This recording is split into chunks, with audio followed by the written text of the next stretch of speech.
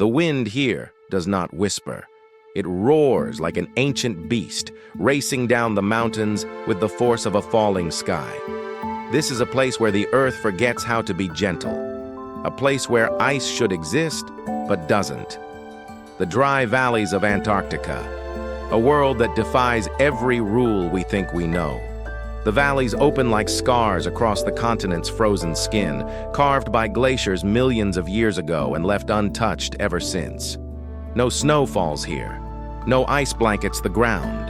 The land is bare, stripped to raw stone and sand, as if the planet peeled back its own surface to show what lies beneath. Sunlight reflects off rock older than human memory, and the cold is so sharp it feels surgical. Even the shadows look frozen. Katabatic winds descend from the polar plateau, hitting the ground at hurricane strength. They scour everything, sand, stone, ancient dust, grinding the valleys into harsher versions of themselves. Nothing grows, nothing moves.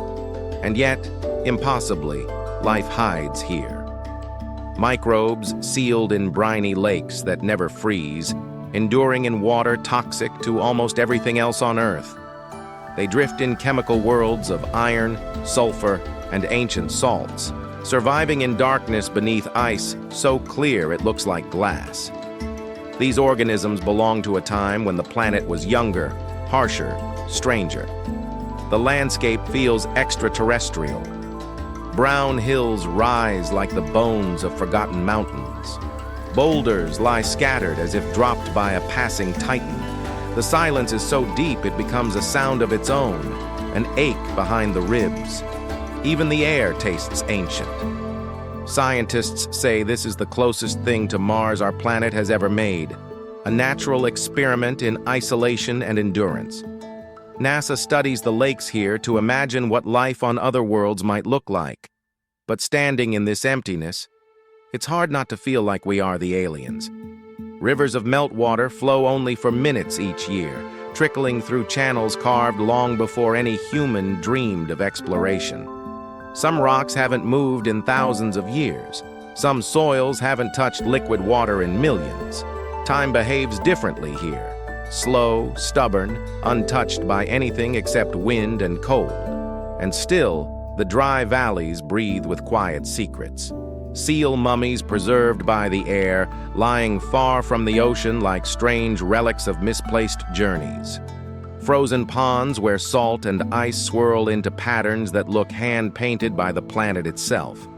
Hidden microbial mats glowing orange and green under the right light, tiny universes thriving in a world too hostile for most living things. As the sun loops low across the sky, the valleys glow gold, then red, then the blue of deep twilight. Shadows stretch until they become part of the landscape, merging with canyons and cliffs that haven't changed since long before humans existed.